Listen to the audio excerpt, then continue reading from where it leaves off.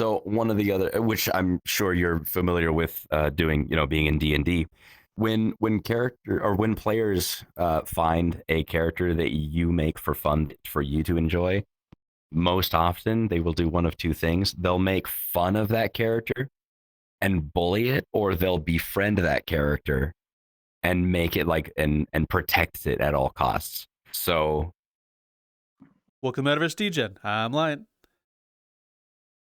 I'm Old Man Raptor, and we got one hell of a guest, and that is... Hi. Hello. Hi. Well, that goes good with the morning coffee. Hi. Okay. Hi. How you doing? Hi. Nice to have you here. Hi.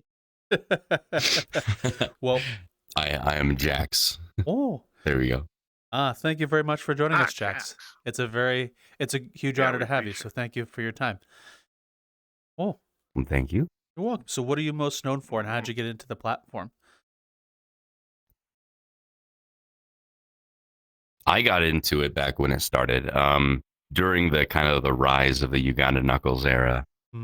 I was already following a lot of the VR Oculus stuff when I was for reference, I'm turning 32 in a month and a half. Oh. And when I was about happy early birthday. 9, thank you. When I was about 9, I had already seen, I don't remember what movie it was, but it was one of the movies back in the Home Alone, Blank Check, and Richie Rich movies era. And one of them, I forgot which movie it was, but he went to a mall and he tried on the big giant red VR headset, like the legitimate grandfather of VR. I forgot which one it was. I think it was a Nintendo headset, but anyway. So I had started drawing what if we had headsets that had little pucks that attached to our knees and our ankles and our elbows, and so I was ready for VR when I was back in the early 2000s. I was ready for it. So when Oculus came around, I was and started releasing their dev kits, I immediately started following this project. So I guess as far as getting into it goes, I've always been into it, and I've kind of just jumped into everything as it rose as best as I could. What am I known for? I'm a storytelling entertainer. I'm a theater kid. I grew up in theater, did all kinds of stuff. So when I went to school for media, it kind of tied together really well. So I write stories, I run role plays, I make videos,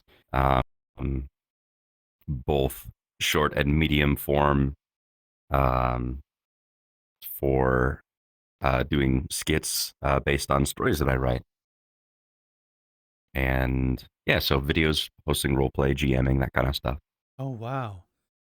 So what was some of the earlier things you've done in VRChat like, and how did you find the theater and role play scene?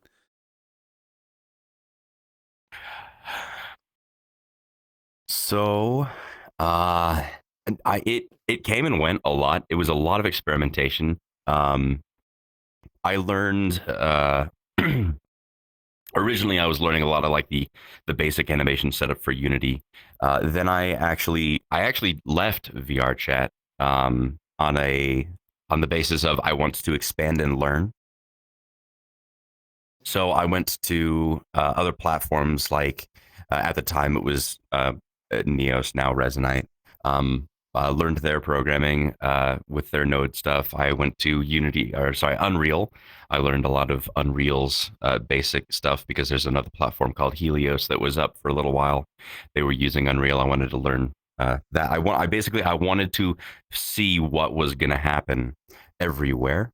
Dipped my toes in the chill out for a little while. And then eventually I wound up coming back here for the sake of being an artist, being a storyteller. I had hit all of the walls everywhere in my physical limitations for what I could do capability wise, and I was ready to start making things for audience. So I've come back to VR chat to really kind of hit the ground running. So I've been hosting role plays. I write lore for a sci-fi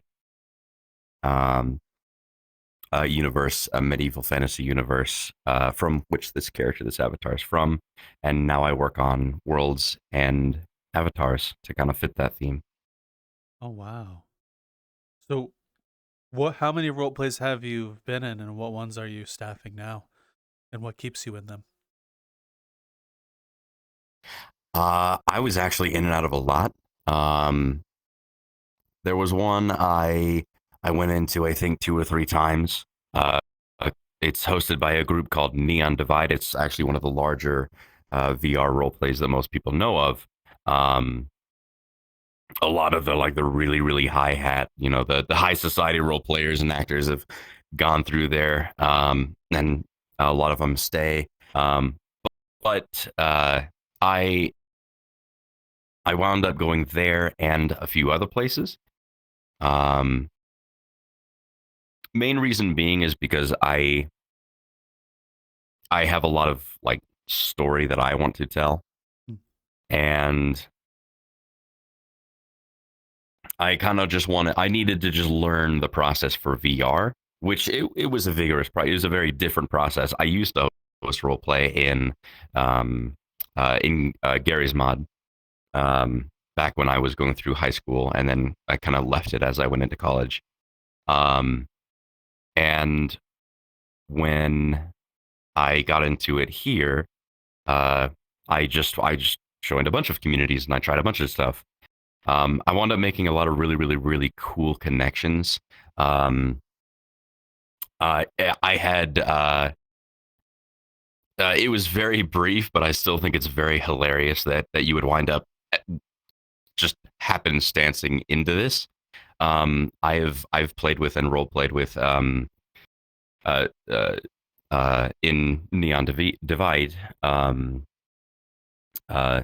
chair handler is his username, but he's the guy who actually played Carl in the Walking Dead series. So Oh wow. I didn't hang out with him or anything, but he actually, in like a large group setting, he's really cool.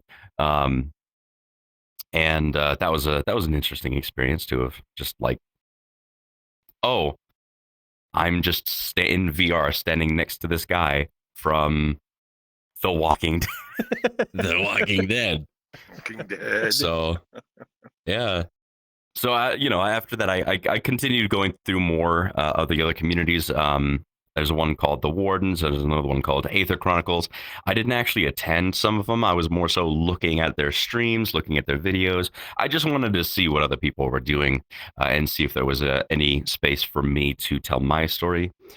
There's another open form role play called Metaverse Roleplay. Unfortunately, though, that's very much not the place to go if you have a specific story that you want to tell, from a universe that you write. That's like trying to take an army from every era of time, but you want to tell the story of a bunch of villager tribal people and their really, their story amidst modern weaponry, lasers blasting everywhere, and it's just like,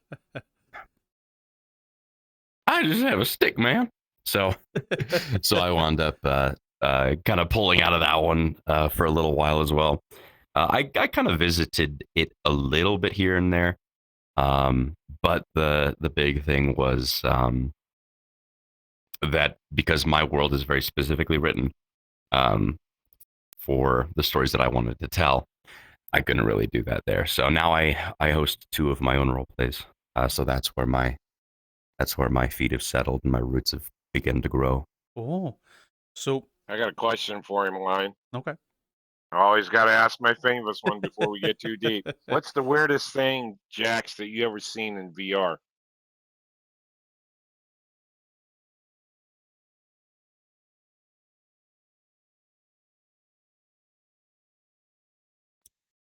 That Okay, it must be What pretty year is bad. it? Hang on, let me try to Holy let me try to recall again.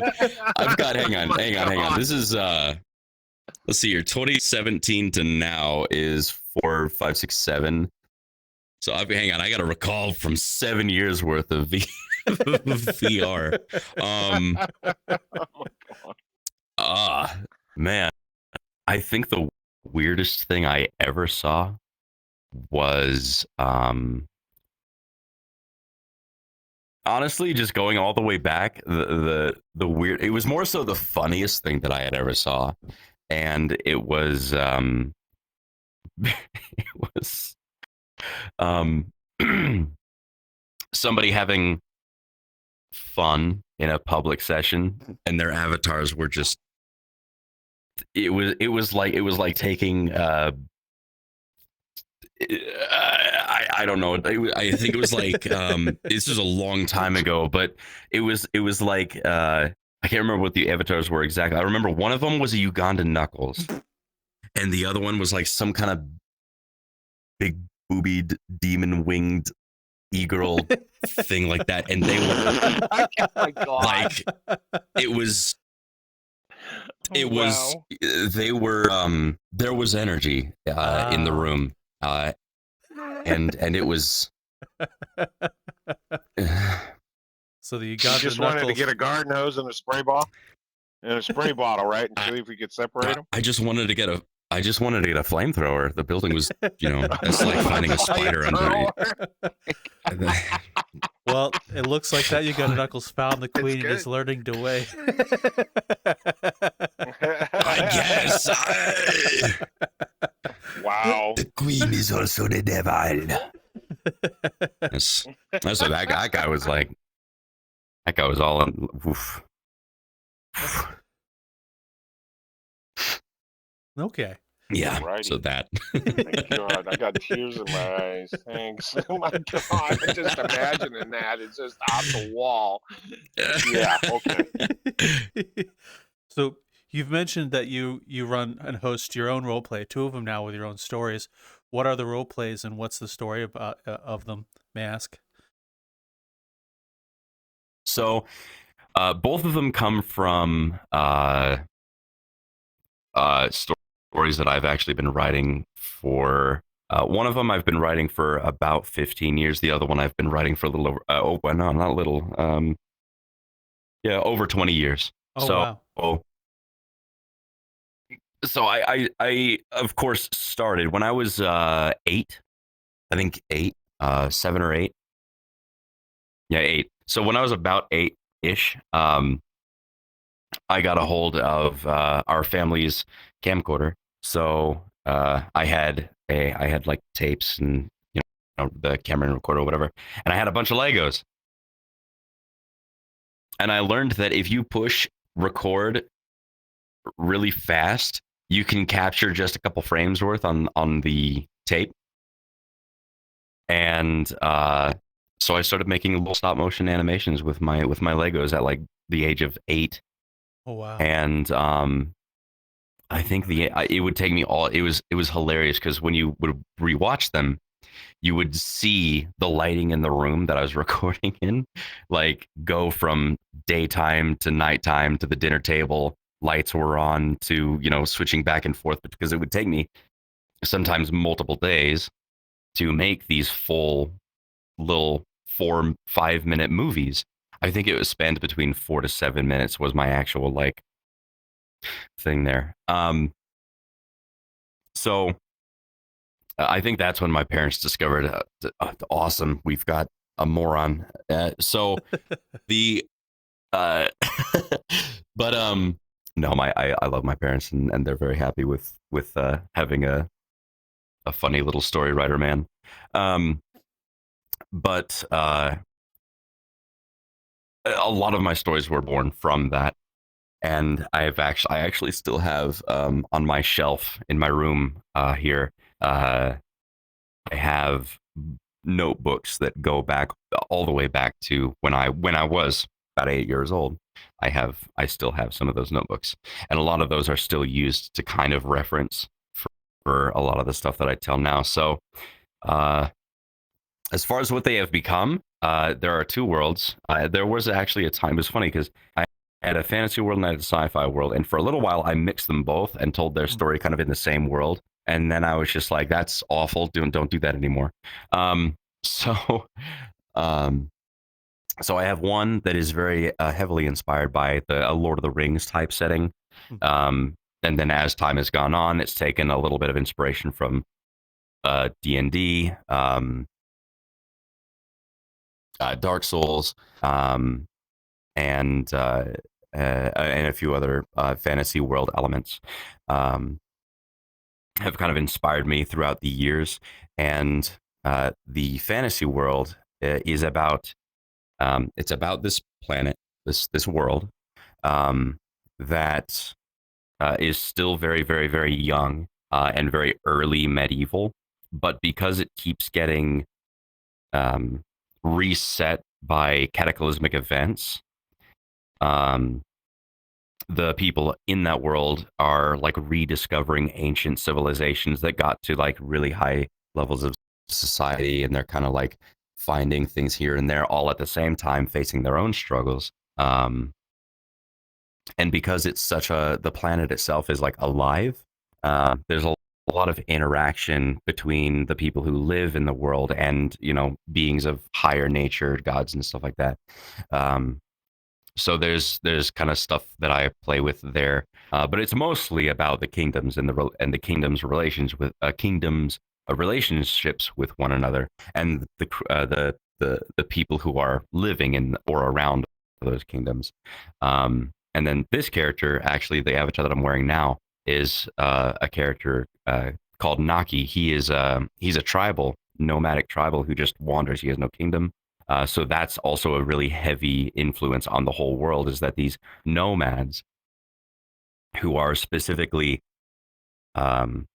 who refuse to allow themselves to develop past anything of a village society, they're like the kind of mysticism type people who, they dig in the rocks, they go to the deep caves, they learn a lot of stuff about ancient civilizations and whatnot, but they don't use it. They just know about it. They just try to keep what they can alive to learn and grow and stuff like that. And their main focus is keep nature happy, because as far as we're concerned, every time too many of these kingdoms get too big, they piss nature off, and nature sends a bunch of monsters up from under the ground. So it's kind of like a big balance of a bunch of stuff all happening at once, and then we just throw some characters into a kingdom, and see what happens from there as far as the roleplay is concerned. One of the main characters that I wrote for that world actually came from a different roleplay that my friend was hosting. And after we finished that arc that he had told, I kind of wanted to keep using that character more. So I gave him a little bit of an adjustment for his character writing and stuff like that, and wound up making him one of the kings in that world that I write, and then I killed him. So there you go. You act real good, but it's too bad you gotta die. We'll see you later, but you'll come back. It's just a flesh wound. Yeah. George R. Martin would be proud.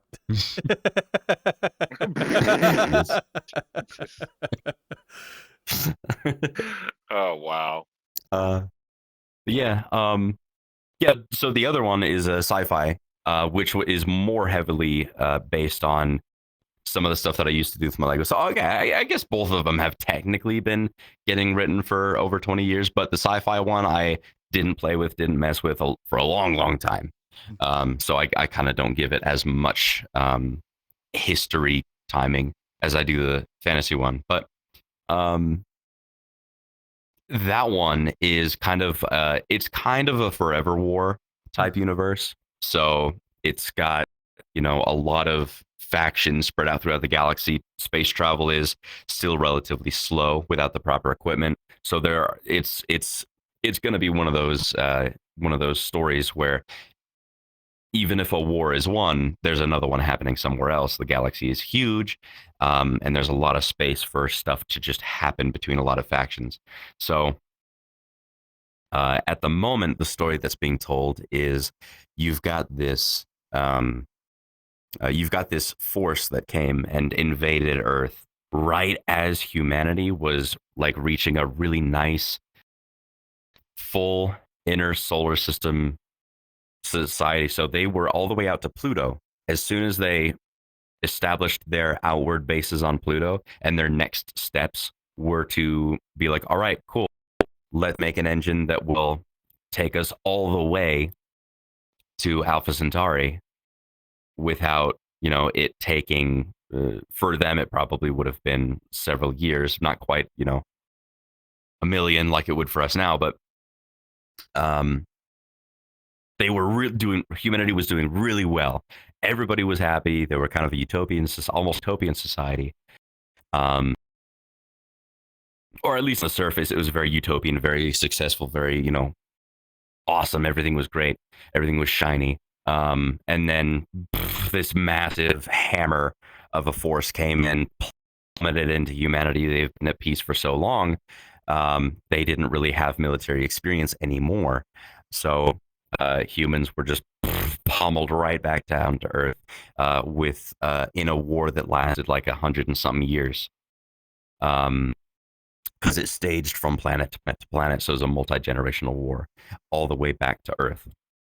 And as a result, a slave race that the invading forces brought identified humans as like, some of them had a pact, and as long as they were serving this invading force, they were like, if we ever find a planet, if we ever are forced to invade a planet where the people fight back hard enough, we're switching sides. They were done being a slave race. They were ready for their freedom. Their own planet had been destroyed forever ago. They don't have a home. They wanted out. They were done. So got to Earth, saw how long it took for the humans to resist, and saw how long it took and even getting back to Earth, there's still some resistance. And at the very last minute, the slave race was just like, you know what? This has lasted long enough. We're switching sides. Did that. And now it's pushing, like it's Earth is expanding and starting to actually take a foothold in the war again. And at the moment in the roleplay, they have cut off the invading force from their home planet and their other colonies for the time being, and are only fighting what's there. So as far as they're concerned, as long as they can retake the planet, they'll be able to fend it off from there. As long as they re-expand, soon enough, because they'll have a certain amount of time before the sluggish version of another invading force will come and back up the local systems. So that's that's where I've invested most of my life. Honestly, it sounds quite interesting. I'm interested in what's going on. So I'll ask you a question that I've kind of sprouted up from my days in D&D. When you were writing both these stories, did your players or people participating do anything that surprised you that you weren't intending people to do? Constantly. Oh, constantly. Oh, yes. Okay, so one of my favorite instances, so one of my best friends, Zane, he's actually only been role playing as long as I've been hosting him in VR. But he took on a few characters of his own, and he's kind of just flying with it. And one of my favorite events was of him just going off the handles, like completely. So what was happening? It was in the medieval fantasy setting. They were in a foreign kingdom, and they were just sent there to kind of investigate, because this was a kingdom that was dying, almost dead, but for the sake of relations and financial reasons, the kingdom that the players are from financially supported this other kingdom a while back. And now there are rumors that they're dipping their toes in the slave trade, and the kingdom that helped get them back on their feet was like, we're not so sure we want to be known for helping a kingdom that does that. So players were sent over to just make sure to see what was actually going on. Well, they did discover a slave trade that was actually coming up in that kingdom. And Zane, the man, he had a moment, and he was just like, yes, an intrusive thought. Very good. And he murdered, his character murdered one of the slave trader characters, or NPCs, in front of a bunch of people. and it sparked such a fuss that he wound up became a local legend, and so now he's known as the Butcher of Balin. Oh wow. Because he just brutally murdered this other slave trader dude in front of a bunch of witnesses. Everybody knew about it. It sparked an entire little battle in that town that wound up lasting as they escaped. And then they had a bunch of trouble following up and escaping the kingdom itself, because they had to sneak out now without hitting any towns that would have heard about what happened. So that was not planned for at all whatsoever. I had no clue it was coming. Zane didn't know it was coming. He was just like, I had a moment. And I'm like, your moment made me write like 5 extra sessions. It was pretty fun, though. I got a question for him, Line. I got a question for him. It might be a hard one for you and everything else. Do you still have the Legos? I have most of them. Cool. I have most of them. So at the time when I was getting started, my years ago, my dad took a job in Hawaii as a paramedic. So I lived in Hawaii for about 6 years. Moving out, however, I had to let go of about 3/4. No, a little bit more. Like, I could only keep about 1/6 of my Legos, which is still a lot. But I don't know. I didn't really, at that stage, I didn't really have much time to filter through hundreds of thousands of Legos to,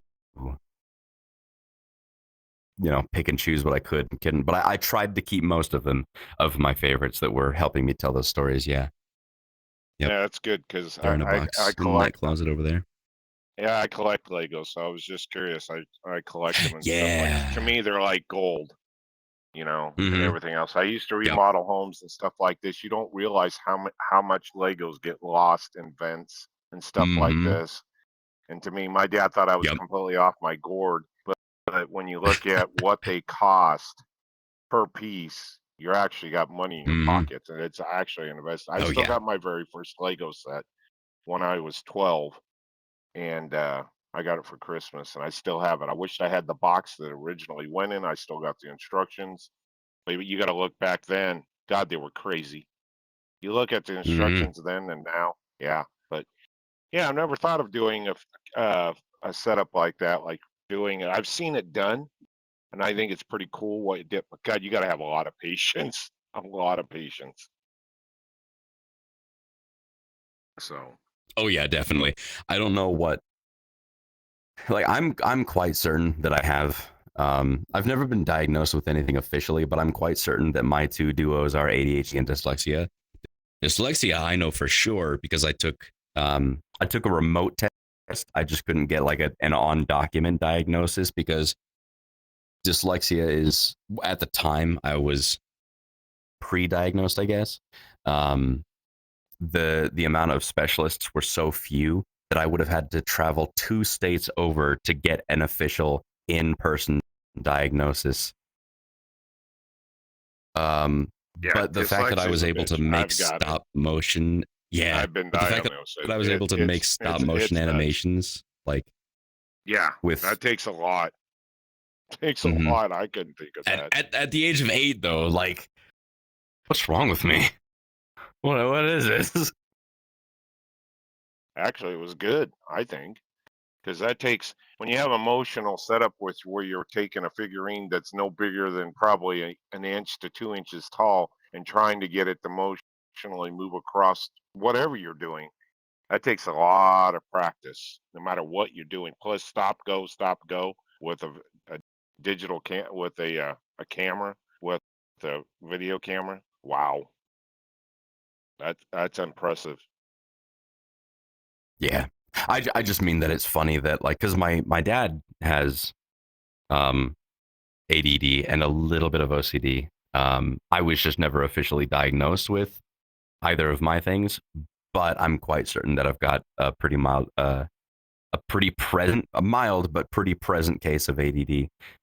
Yeah, I just think it's hilarious that I was able to sit down and get myself to do all of that for multiple days, doing nothing more than moving something a couple inches, hitting a button twice, moving a couple more, like multiple. And we're talking literally sun up to sundown. I would get up, I would do my homework, and immediately start on that. Because I was homeschooled, so I was able to do all of my school as quickly as I wanted. As long as I got A's and B's, I was good. And that's why I hit the ground running, got all of my schoolwork done and out of the way, immediately went to the Legos. I'm kind of amazed at my younger self. Like, wow. Can I have a little bit of that fire now? Like, come on. Sometimes I'm really lazy now. Old age sometimes creeps up onto you and everything else like this. Got another question for with the ability of the setup that you plan on going with and everything else like this, knowing that your Legos helped you along the way, is there any themes that you're still pulling from, like you said, from the books? Anything solid that you're working in the future?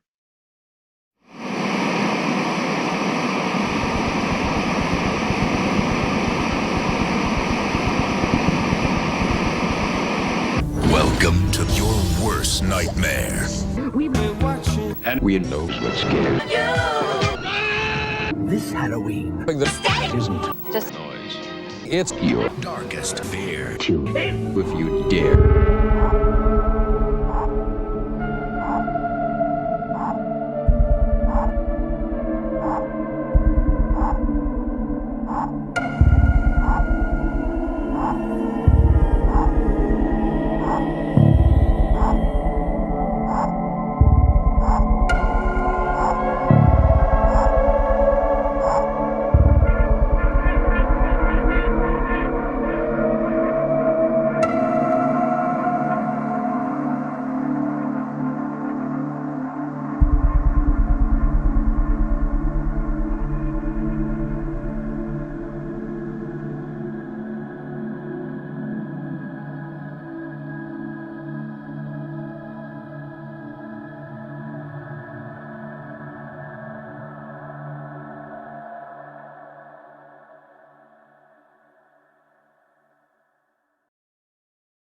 Out of those books, or just they're just there out of the stuff you wrote down and so forth? Do I make sense? No, probably Like, not. how are you? Do you mean like how much of it is? How much of it from the Lego era is still very much alive in what's now? Yeah, alive.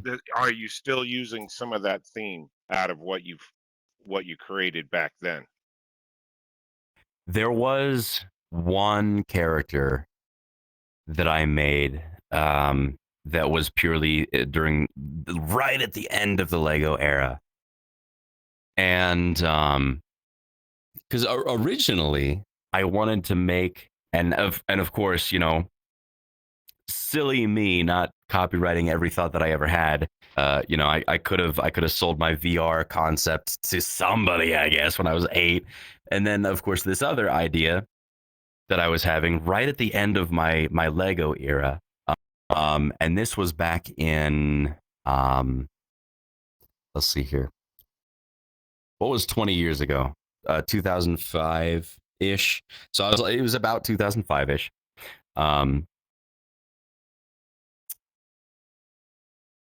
We had just moved back from Hawaii, and I'd already done a lot of my stop motion stuff, my storytelling, whatever. And now I was kind of just like taking like blanked out Lego pieces and using paint and marker to kind of make my own characters.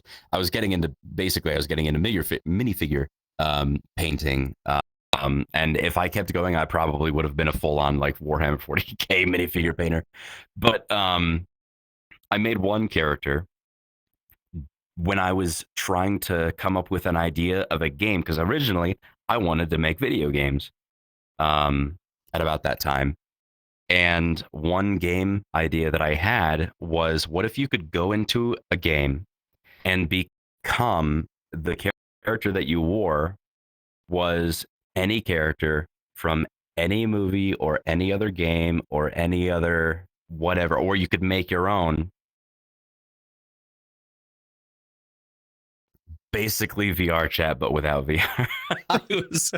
I was like, it's funny because all these ideas that I had back in the day, other people were cooking the same thing, and I had no idea until until it finally came up with the resurgence of VR and Oculus and all that. So I'm quite happy with that the future that my timeline is in line with a lot of things that I wanted as a kid. So I'm okay with where we're at so far.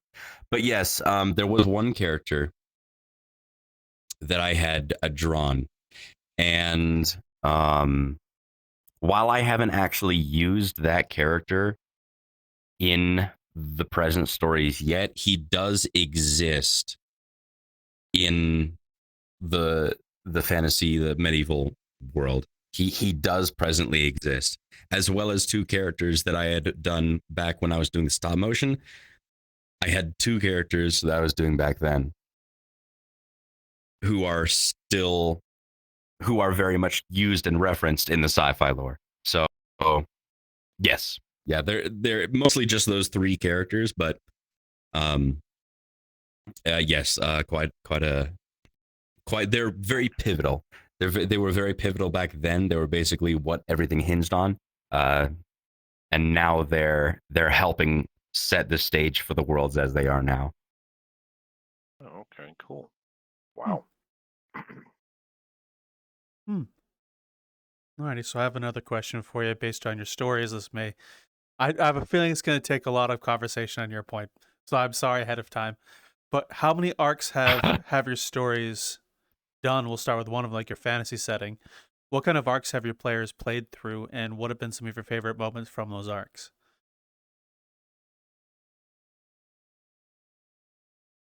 So roleplay wise, we're actually in the second arc for the fantasy one. If you want to count more of the past though, for like if you want to go back as far as Gary's mod,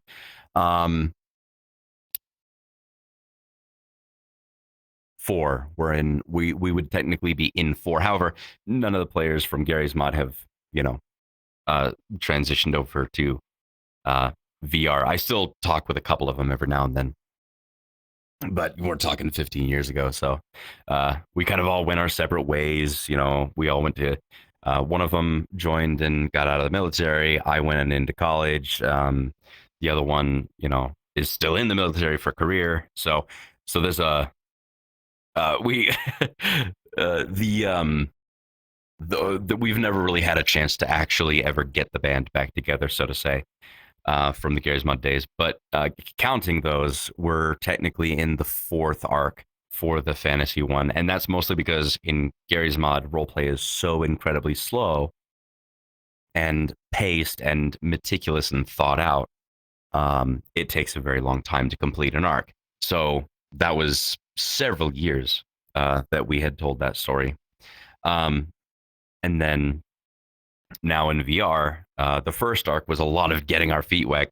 I was new to running a fully fledged, like, that there are people, actually a lot of people attending roleplay, because I had tried it in other platforms, but like I said, I had to come back to VRchat to actually have an audience, to have more people to do things with. And in the other platforms, it was just me and 3 or 4 other people, so it was it didn't go anywhere. So I suppose if you count the stuff that did not happen in Gary's Mod or VRchat and other platforms, we did manage to get through one arc, but well, no, yeah. So that was one full arc. It was just kind of a 2-parter thing, but it was mostly because it just crawled on for so long, because we, getting stuff to happen was very difficult. So, so the first arc, for once we came back to VRchat, it was slow going at first, because I had not GM'd in the VR setting. I only had like D&D and Gary's Mod type roleplay. So I was getting used to how to do it in basically what is LARP. I was getting used to that. I had the other GM that was helping tell his version of a story for the first arc. He was still new to writing arcs back down into completion, because he was assistant GM for a lot of other people, so he was really good at getting things started, and he was then honing his skills on bringing things to a conclusion. And then I had another friend who was very, very, very, very heavily milsim roleplay, which in milsim it's forever war, so it just as a continuous thing. But he's really good at telling very intense character-driven story. And then I had another GM. So there were actually I think 5 or 6 GMs in the end, and that was our first mistake, was too many chefs in the kitchen. So the first arc took a long time to complete, because we had so much that we were trying to cram in. That took about 1.5 years, I think, to get through that first arc. So as far as arcs go, not a ton, but as far as time span goes, several years, because the arcs were just long. Okay. Favorite? You said a favorite moment from any like specifically from an arc? Favorite moment from one of those arcs, some of the stories surrounding it, just kind of give us an idea of what's going on, at least within the character's roleplay story here in VRchat.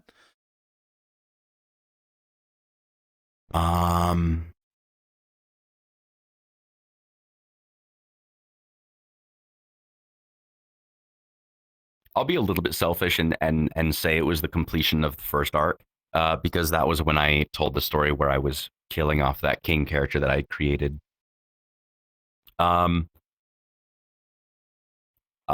Because of the open form nature of roleplay, sometimes you have to stonewall certain events. And being a cinematic person, instead of having a railroaded event happen just kind of in VR and risking people not knowing what's going on and things getting a little bit chaotic, we actually paused the roleplay to do closing cinematics that we pre-recorded for 3 possible outcomes. So during that event, I think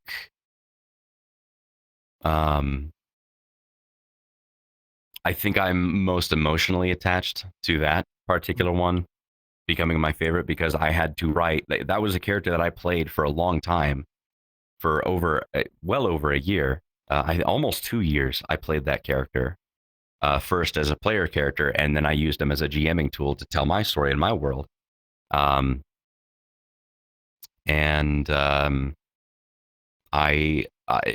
when you get as intensely invested in the characters that you write as I do, I had to, while writing his death and recording and editing the videos and all that, I cried like 5 times, and it was a full mourning process. Like, it was like somebody I knew died. It was very intense. It was very, very intense. So that event that's gonna stick with me for a very, very long time. I can see why. So I'm glad that you get attached to your characters and your story that in depth. At least to me as a person, it says you're invested in what you're writing, which I'm sure the roleplay says a lot. At least as a storyteller. Yeah, that's actually a rule of mine. I came up with this rule about, let's see, how long ago? I think it was about 4. No, it was longer than that. Let's see here, 2017. I was writing this character. Yeah, it was back in like 2017, 2018 that I was writing this character, called Jeremy.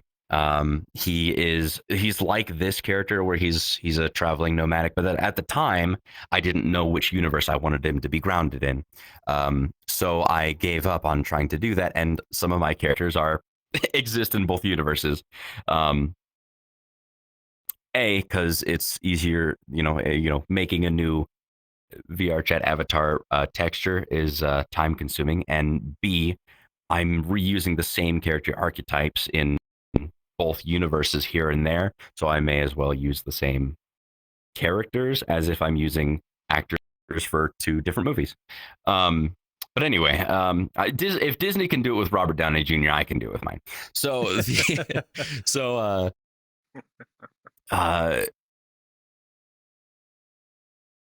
this rule is, and this was the first time that I realized the intensity, like how far the intensity of a connection to a character could go.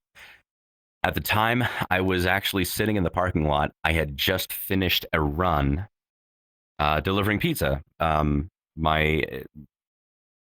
last gopher job was as a delivering pizza, and I had just finished a run. It was like 3 deliveries, so I was out there for a while, and I was just listening to really intense orchestral music while imagining the events of this character that I had just come up with, Jeremy. And I realized I have to solidify this rule when I did it after that run was I'm no longer allowed to make any core or primary storytelling characters unless I can write their death. I have to be willing to write them dying. And I have to accept that may very well, it doesn't have to specifically be, but that may very well be how, in fact, their story, or at least very similarly, their story will end. I have to write every character that I write or create. I have to write them dying so that I can accept in my mind that this is it brings them to life in a way. Ironically enough, it gives me a sense of appreciation for the limitations that I will have. It's like, tell the people you know that you love them because you don't know when someone in your life is going to die. It's kind of like that. So when it comes to my attachment to my characters, I have written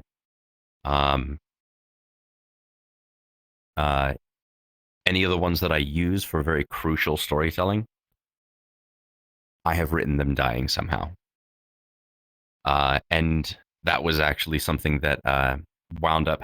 I was using the king character. His name is Aurelian, so I'll just call him Aurelian here on out. So when I was writing Aurelian and I was playing him, he was, for a long time, he was just my favorite character to play. And then I came back to really grounding that rule. And I was just like, hang on, he's not going to live forever. Take a moment. And I actually drew, I got my tablet out and I just started sketching. And I was just like, but what if? So I actually drew Aurelian on a battlefield, on his knees, his sword kind of slipping out of his hand, head hunched over, tears coming down, and some arrows in his back. And I cried once then. And then a few months later, I wound up writing his actual death for the roleplay. And then I cried like 5 more times doing that. So yeah, that's actually, if anything, if taking away anything from all that, it would be the importance of making your characters mortal. And that was actually a reason that I stepped away from the Metaverse roleplay lobbies as well, is I don't, if you could go into a Metaverse roleplay lobby and if you can count on one hand and fill up all 5 fingers with the number of characters that are actually normal mortal people, if you can bring me a full hand count of that, I'd be impressed. Because when it unfortunately that was something that I actually pulled away from Metaverse style roleplay, is because I don't think I know a single character that is actually normal and mortal at all. Everybody has some kind of a special, unique talent, ability, or they're immortal functionally, whether it be functionally or literally immortal. And I just kind of, I never became emotionally invested with any story that was ever being told there, because I knew that none of it truly mattered, because everybody kept dying and coming back to life. We're like, surprise, I'm not actually dead. And it's just like, you just did that last week. Like, so yeah, if anything, when it comes to writing, even for roleplay, the importance of a character's mortality must be maintained and appreciated. Even when you're writing a god character, like, you have to give them something. Not necessarily that they have to die, but they have to have limitations. You know, unless you're writing a universe that has the belief of some kind of infinite omnipotent god, just don't write about it. Just have it be something that the characters themselves kind of mention, but never write that character. Okay. So, have you ever had any moments where the players ended up ending a character you liked?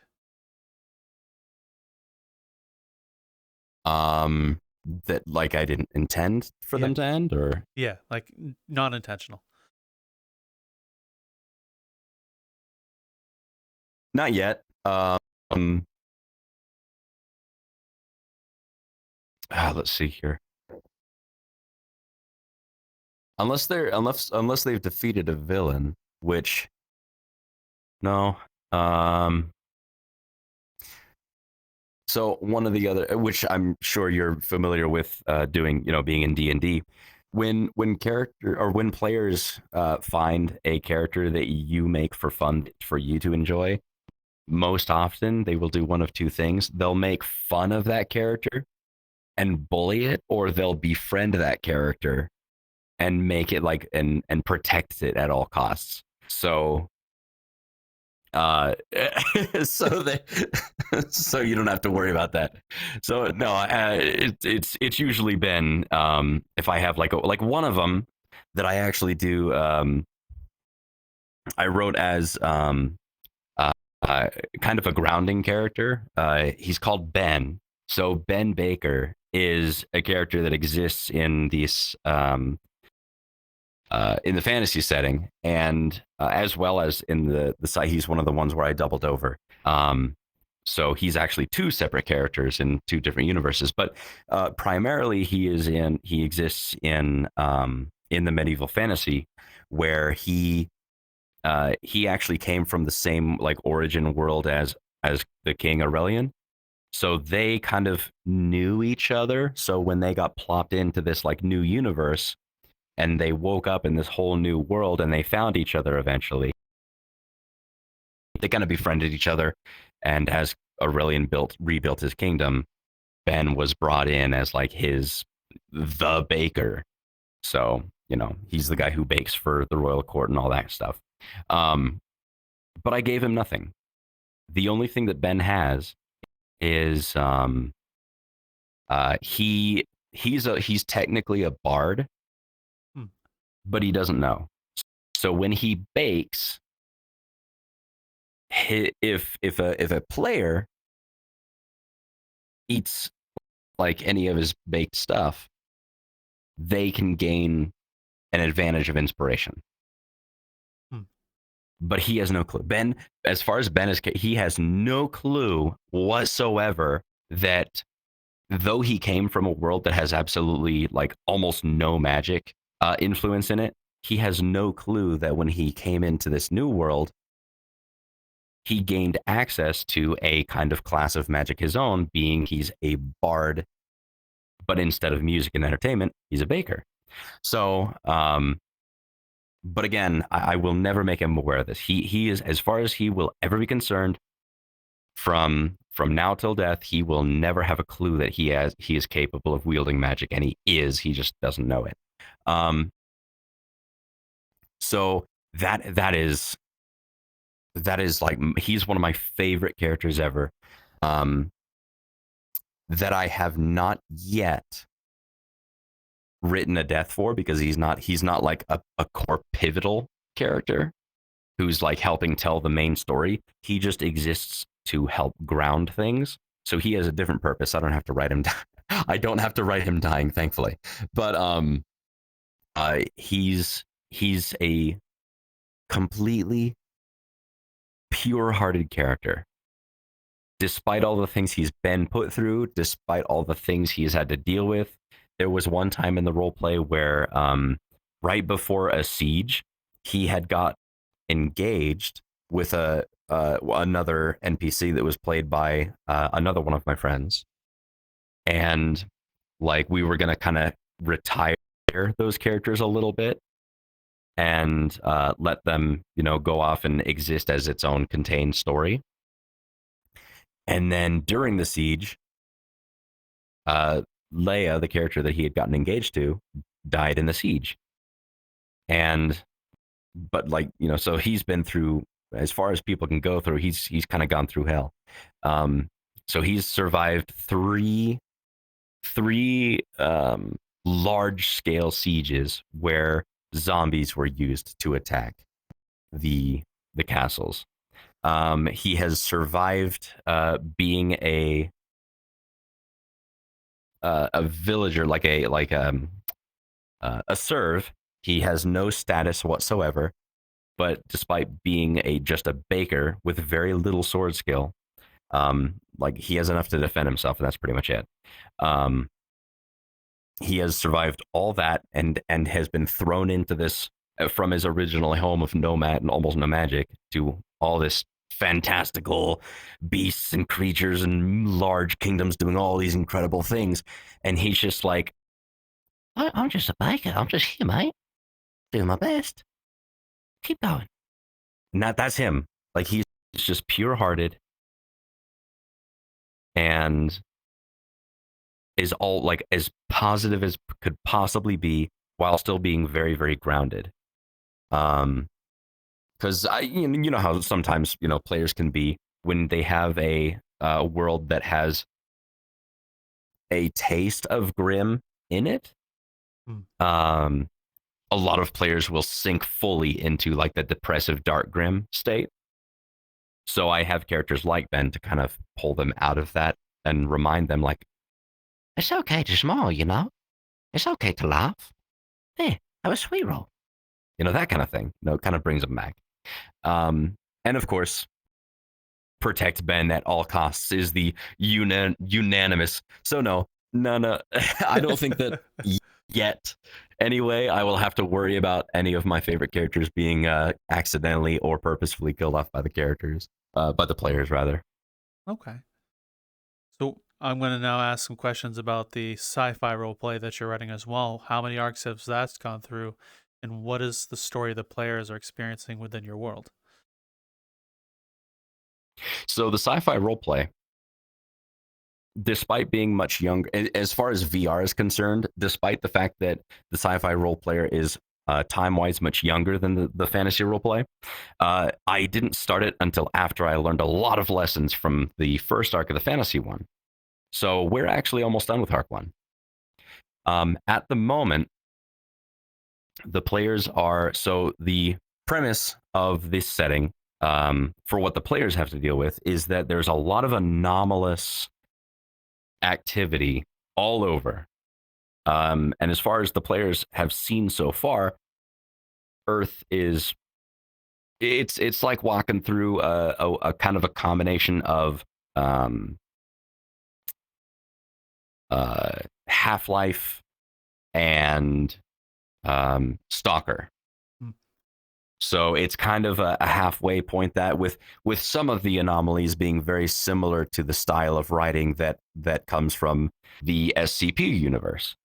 So the anomalies could be environmental effects, concentrations or wells of exotic matter that are just causing things to happen, like gravity wells or electronic, just a ball of lightning that decides to exist and live there. Ranging from those type of effects all the way up to rifts that'll transport you places, giant multi-dimensional eels that'll come out and eat things or people, just appear, and can travel through multiple dimensions or planes of existence, similarly to how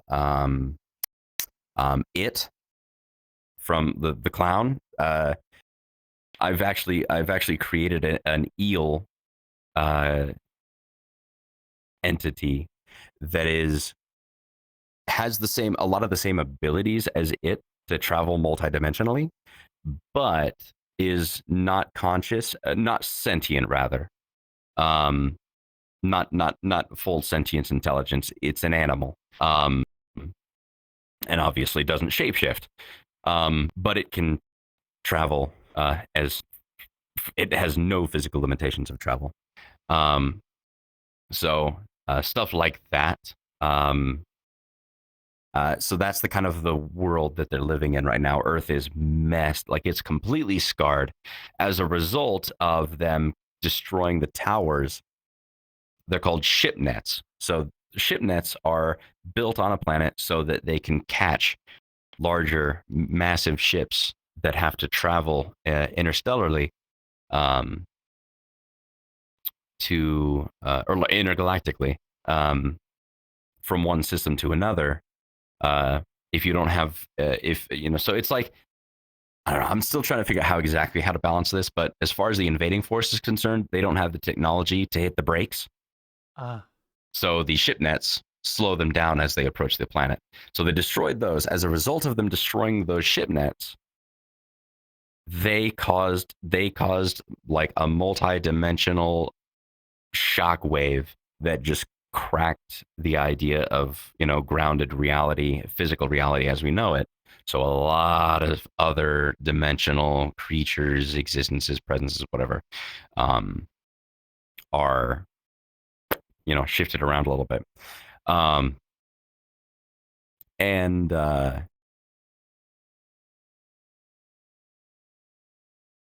So what they've managed to accomplish, though, is they've got one other faction that's on Earth that's kind of coming up along the faction that the players are a part of. So you've got the Federation, which is where the players are, and then you've got it's called Blackshore at the moment. And that's kind of like we don't care what it takes for us to come back and evolve and become stronger. We're going to do whatever it takes. So Blackshore is no morals type, make a comeback. Whereas the Federation is like, we have to keep an essence of who we used to be. Otherwise, what's the point? We're just becoming something else, something new. What are we surviving for? So there's a lot of back and forth between those kinds of moral boundaries. And then, of course, there's the invading force.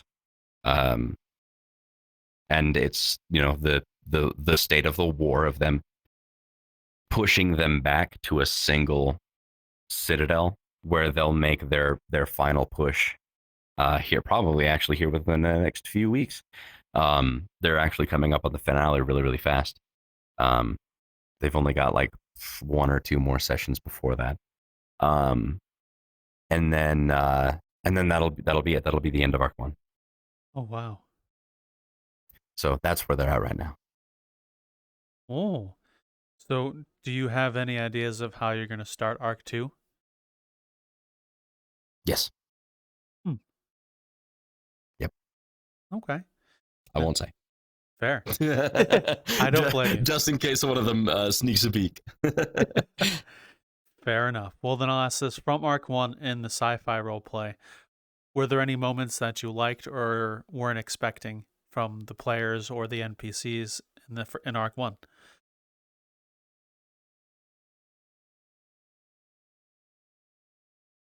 Hello, we're here to interrupt the most interesting thing being said in our current video to ask you a favor, which is, would you mind joining us on any of the socials we have, such as Discord? We're hanging out all the time playing video games, so you can catch us there very frequently. We have I run Twitter for us, which is LionTurtle21 on Twitter or X, whatever you want to call it. It'll always be Twitter. But either way, there's that. We also have a Patreon, which we actually have a whole other show for our Patreon members, which are Aliquum and the newest addition to the bunch, Future Oracle,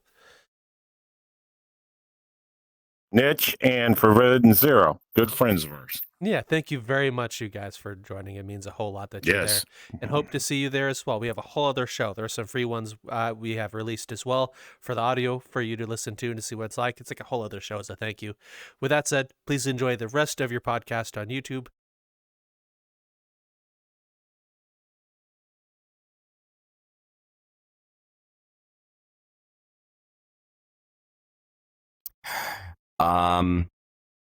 One of my GMs whose character has every reason to despise the race that had enslaved his. He has every reason to become the villain, but he doesn't, type dude. I was playing one of the enemy characters who was injured by an anomaly, and I was running a mission where he was able to take a break from GMing and just be a player for about half of it, and I was laying there. The players had discovered me, and he was there ready with his laser gun. No, he doesn't have a laser.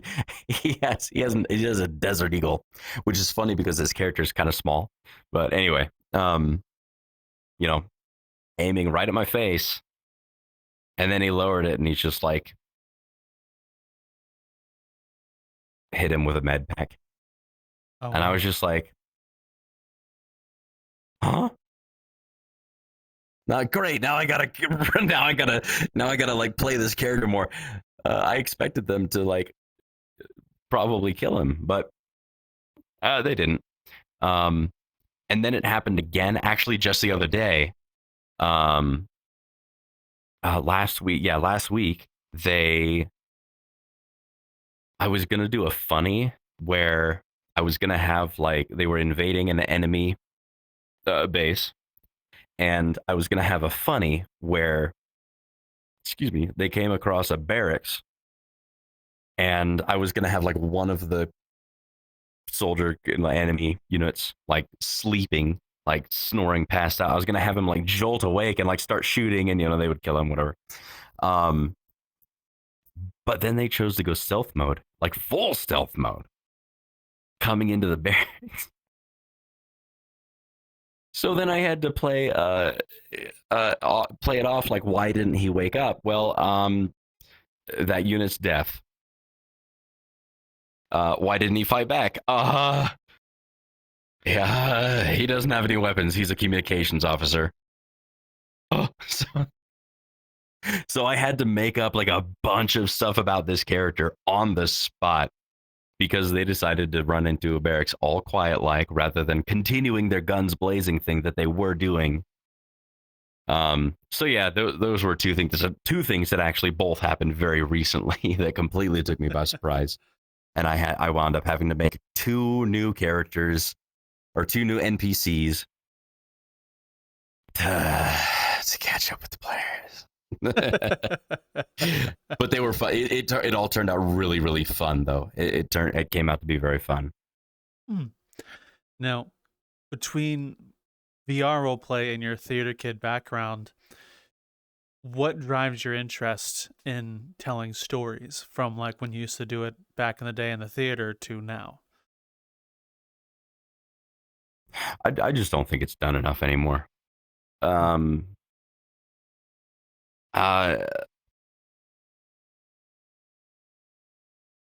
try to follow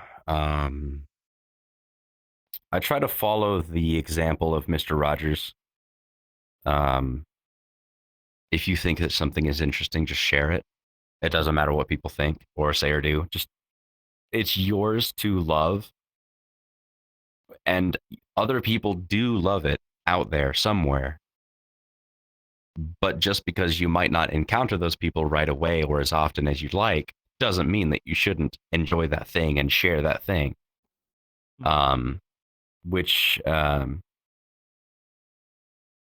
That's pretty much it. Like I love telling stories, and I enjoy writing these characters to life.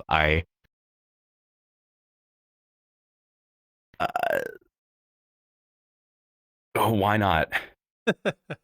Because honestly, when it comes down to it, it's gratifying to me. It makes me feel good to get these stories out, to just tell them, to when people enjoy them or some people ignore them and don't care, which which happens a lot. I'm not gonna lie. I'll tell a story or give like a synopsis of what I'm doing, and people are just like, "Oh, okay," and I'm like, "This is my life's work," but okay. But you kind of just have to get over it because in the end, my drive for telling these stories because I want to, because it makes me feel good. I'm if this is the gift I was given when I was put on this earth, I'm gonna use it. It's mine. I'm gonna use it. Okay. Now, how does it feel to you after both these tales, both fantasy and sci-fi, you've been working on for so long, seeing it come to fruition, like being put into a role play, being used here in VR?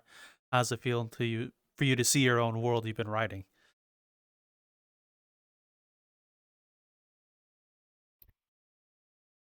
It's weird.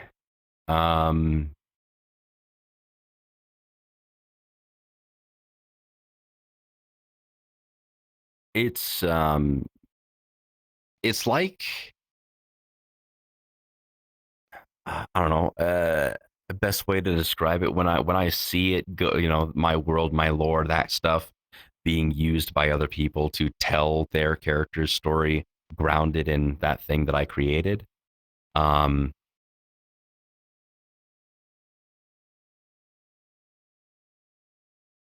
It's like seeing your kid march off to college. Like there you go. Go be this. Go out into the world. See what you can do in the world. Let's see what kind of growth you encounter while you're out in the world without me touching it. At least to an extent. Is weird because you don't know what to expect, what other people will expect, and when they come back with new ideas, of what their characters are doing or what they're writing their characters to do. Stuff you never would have expected. And then some of the ideas being so good that you're like, hang on, and you got to turn and you got to make notes, and you start. I've adjusted my world and its lore many times, sometimes more than I should have, but that was just me learning the give and take. Like, how much should I change for the sake of someone else? Which personally, I believe that everyone should be willing to make adjustments for the sake of improving the general relationship between themselves and others and everyone around them, because it just makes that's just the literal situational rule of self-improvement. And I went to, but you have to be careful, like, don't lose yourself by don't become a people pleaser in doing it. Just make the changes you want to make in order to exist with other people. And I became a people pleaser for a while, and I actually wound up having to retcon a lot of old stuff, which was another part of why Arc 1 took a long time, admittedly. But no, when people come back and give fresh new ideas, it's inspiring, and it genuinely fills me with not just joy, but it really invigorates me. Like, it gets my gears turning really, really hardcore. So it's a very satisfying feeling. It's very rewarding. Now, when you hopped into VR, into the roleplay scene, did you expect any of this to happen, or were you just kind of exploring and meandered into your role plays? It evolved. It evolved on its own. I did at one point basically say to myself, I would like to kind of do the same thing that I used to do in Gary's mod, where I'll put up the sessions, I'll host, I'll GM for them, I'll write the stories on my off days, that kind of stuff. So I kind of already had a general idea that I wanted to get into that kind of a thing. But I did not know that people would I did not know that I would become in some small ways, a little bit of a pseudo, well, not a pseudo, just a mentor figure to a lot of people. Not just through the role plays, but when we're hanging out outside of it, and a lot of situations have actually been used to kind of help equate people's real life experiences with the storytelling and role play, and it's kind of helped a few people process through a lot of stuff, whether it be struggles in their personal life or growth that they've needed to have in their life but didn't know how to approach it until they got a taste of it in roleplay and story. So that I did not expect. That I definitely did not expect that part to become part of it. Wow. I had no idea that you or people would roleplay their personal problems to help way through it. Is it effective? So far. I won't, I won't share any stories that are not mine to tell, but there have been quite a few situations where, through, as a result of tears shed over story, conversations have struck up, and there's been a little bit of sharing between people's personal lives, and how it kind of actually relates to the role play, or just straight up segueing right into like these things that they're dealing with in real life as a result of session role play. Plus, we're when we're not role playing, we're still hanging out. That's a lot of them, not all of them. Some of them are strictly there for the role play to keep it, the professional. But for the rest of us, we're just friends who just want to do this thing. But we're friends first. So a lot of that kind of mixes in with it, where we're just doing our things as friends. And roleplay is, in a way, is its own art form. Because you are, when you're playing it, even when you're just playing a character, you're acting, you are diversifying your emotional expanse because you have to act out emotions of these characters. So you are stretching your muscles of emotional diversity. You're practicing social skills. You're practicing critical thinking. You're practicing logical thinking and situational deconstructing. So all these things come into play when you're role playing, and it just inadvertently, well, not inadvertently, but it consequently gives you a lot of experience for the same kind of events for you to kind of try some of those methods in real life, because role play is not necessarily purely fantasy. A lot of emotional and relationship type interactions are still very grounded in our actual real life experiences. So it is a little bit of give and take, both ways. Okay. Well, another question is, were some of those moments purposely written, or were they all like accidental in terms of their approach?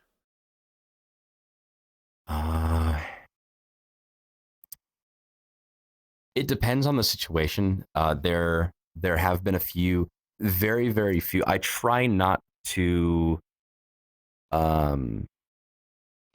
cater too specifically to someone's real life stuff when doing in role play stuff.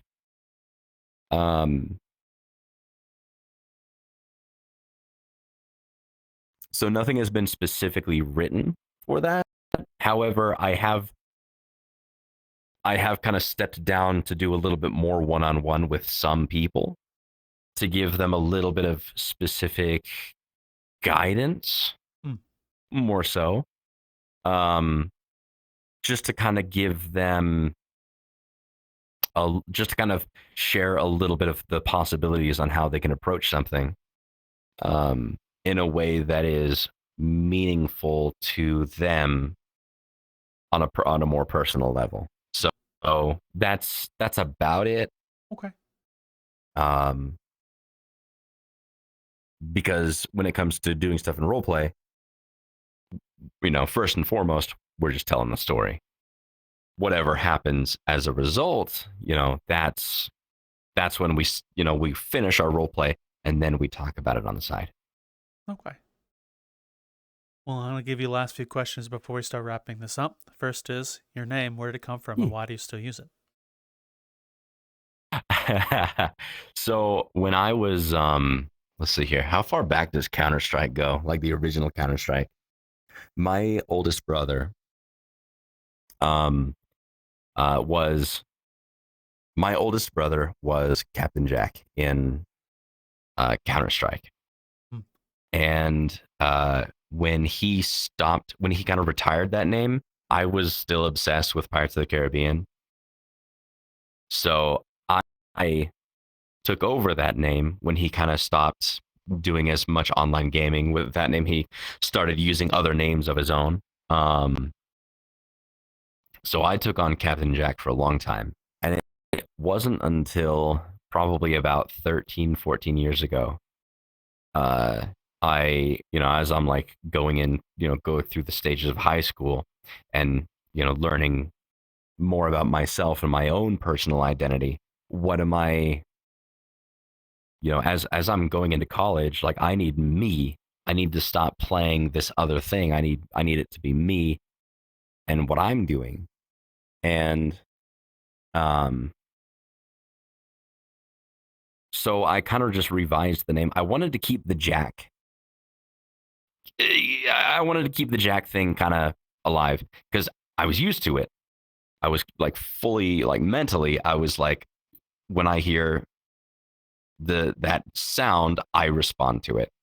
And then when I was going from high school to college and kind of transitioning through that, a lot of my captains, a lot of my friends called me captain throughout high school and college.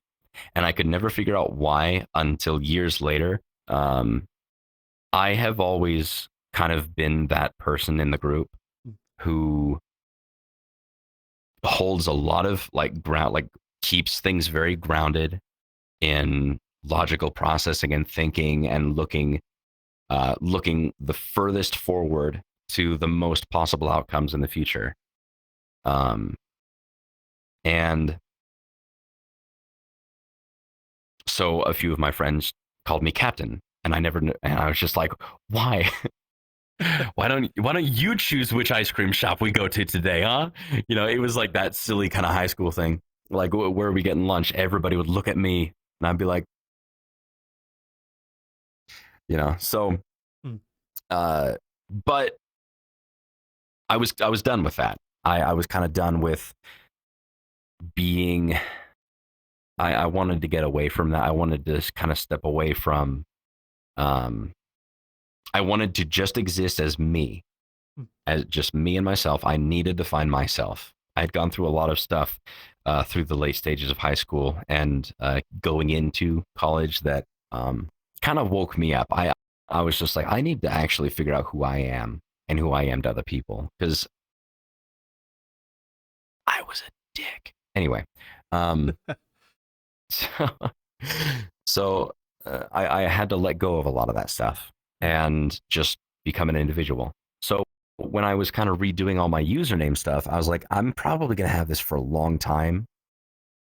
May as well make it something that is completely relevant to me and something that I like. So I've been running DeliriousJax for it was about that time ago. So almost 15 years. Oh wow. And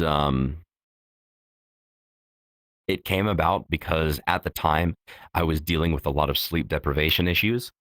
That it got to the point where I had started to dip my toes into the realm of psychosis and possible multi-personality issues. My sleep deprivation was so severe, I was getting no more than 4 hours of sleep a night, and that was like a 7-year battle that I had already been going through. So I had some very small hallucination episodes. I had issues. I was gaining blind spots in my vision that would just be persistent throughout a day. I would have ripple vision issues. I would have gaps of time that just would not save to my memory. So I was in a constant state of delirium, hence DeliriousJax. And again, I wanted to keep the Jack part, but I didn't want it to be Jack anymore. So I was just like, what's another name that's very similar? And I found Jax. And I was just like, I like that a lot. I really like that. I like that more than Jack. So DeliriousJax. Oh wow. Thank you for sharing that story. I appreciate it. And the avatar you're in. Why do you use it? And is there anything about it that means anything to you? Naki is as a character, he's a very curious, explorative, and thoughtful individual. But he's also a silent character.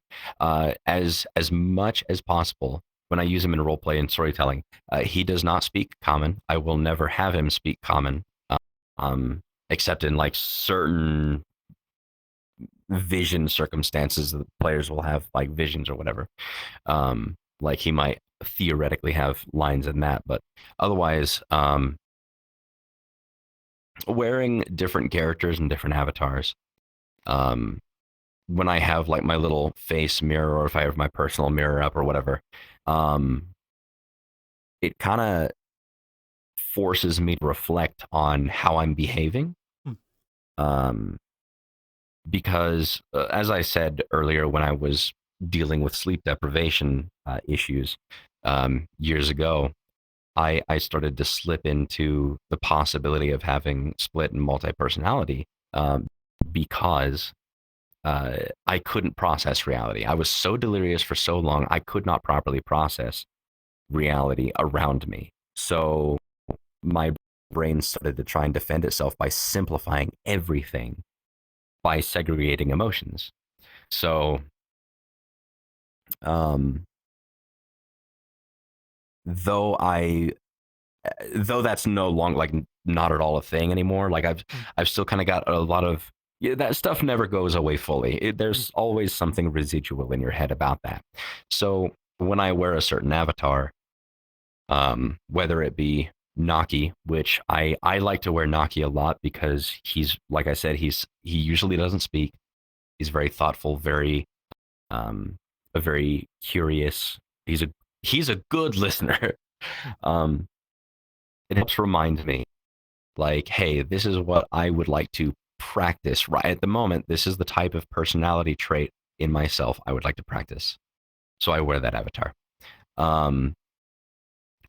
Or if I want to be very like overly, I'll switch to the Ben avatar, or my other casual, like, so it's not super like that kind of effect on why I wear my avatars is not super strong. Of course I still socialize and talk a lot as I in this avatar.